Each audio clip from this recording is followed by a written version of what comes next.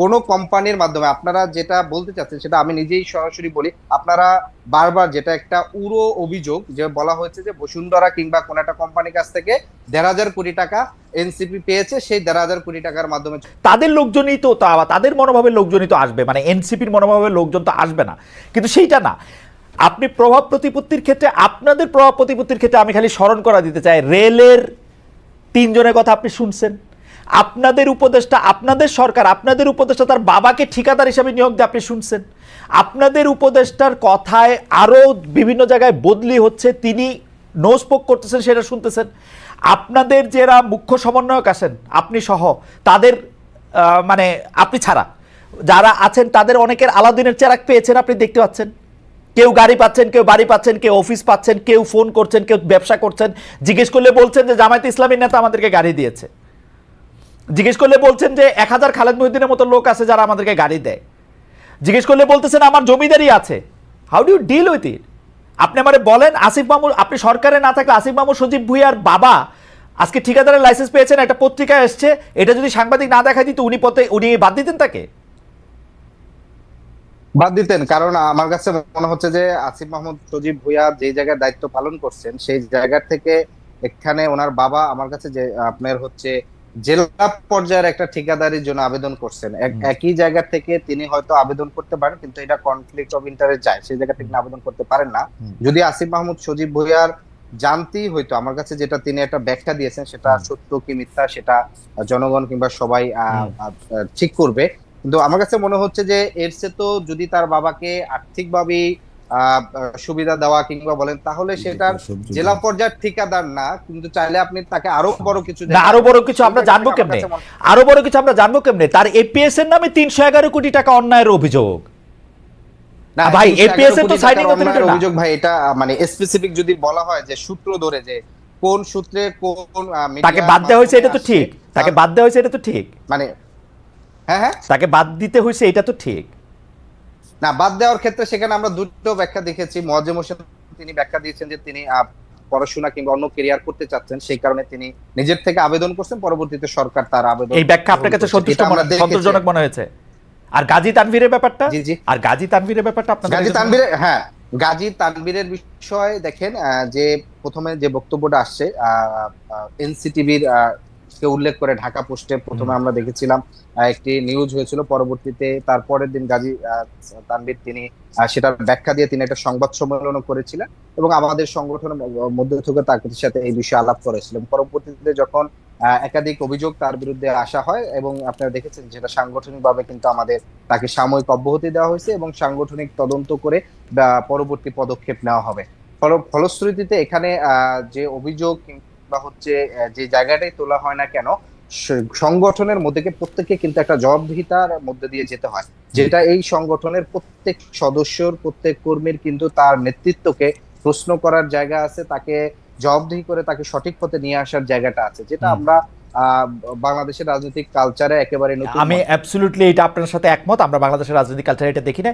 কিন্তু আমি আপনার এই পর্যায়ে শেষ প্রশ্ন করি, আমি আপনাদের অনেক বড় শুভাকাঙ্ক্ষী, সেই হিসাবে এই প্রশ্নটার জবাব আমি প্রতি অনুষ্ঠানে খুঁজি, এখনো খুঁজতেছি। সংগঠন হিসেবে আপনাদের কোনো জবাবদিহিতা আছে? আমি সেটার মধ্যে বলতেছি যে আপনারা নাকি একটা কোম্পানি থেকে বেশ কিছু টাকা নিয়ে এই যে ইফতার করছেন 5 স্টার হোটেলে, আপনারা একটা কোম্পানি, যে কোম্পানিটার বিরুদ্ধে অভিযোগ আছে, নানা ধরনের অভিযোগ, তাদের বাসায় আপনারা থাকেন, তাদেরকে বাসা ভাড়া দেন না বা দেন, বা তাদেরকে আপনারা পরিষ্কার করার দায়িত্ব নিছেন, আপনারা যার তার ইচ্ছা তার কাছ থেকে টাকা নেন, এই কথা কি ঠিক?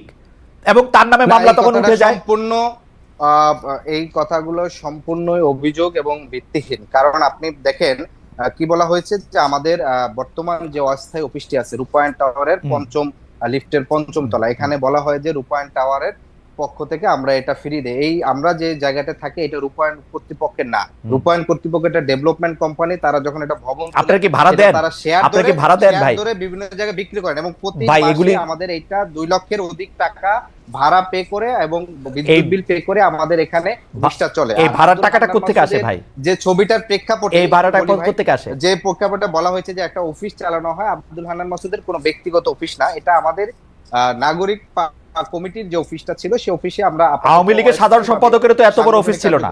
আওয়ামী লীগের সাধারণ সম্পাদকের এত বড় অফিস দেখি নাই। হান্নান মাসুদের অফিস যেটা দেখছি, আওয়ামী লীগের সাধারণ সম্পাদকের এত বড় অফিস ছিল না। না না না, হান্নান মাসুদের এটা আলাদা অফিস না ভাই, এটা একটা ভুল তথ্য ছড়িয়েছে। সে একটা ছবি দিয়েছে এবং সেটা তার এই ছবিটা দিয়েছে। আমি এখন এই যে আপনার সাথে যেই রুমে বসে টকশো করতেছি, এটা আমাদের সাংগঠনিক রুম।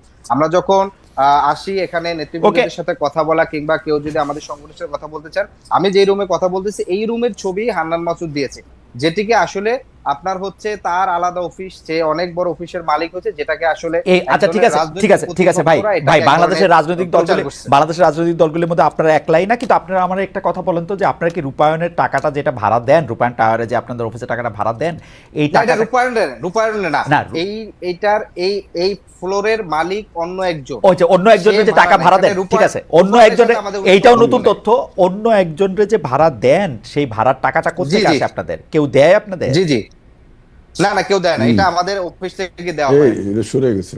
আচ্ছা, আরেকটা জিনিস হচ্ছে যে আপনারা যে ইফতার পার্টিটা করেছেন সেটা কি কোনো একটা নির্দিষ্ট কোম্পানির থেকে টাকাটা নিয়ে আপনারা এটা করেছিলেন? না না না, এবং তার জন্য এই কোম্পানির লোকেরা খুব সুখে শান্তিতে আসে, এখন খুব আরামে ঘুরে বেড়াচ্ছে। হোটেল ইন্টারকন্টিনেন্টালে, ভাই আমি একটু বলতে দিতে হবে 1 মিনিট অ্যাট লিস্ট।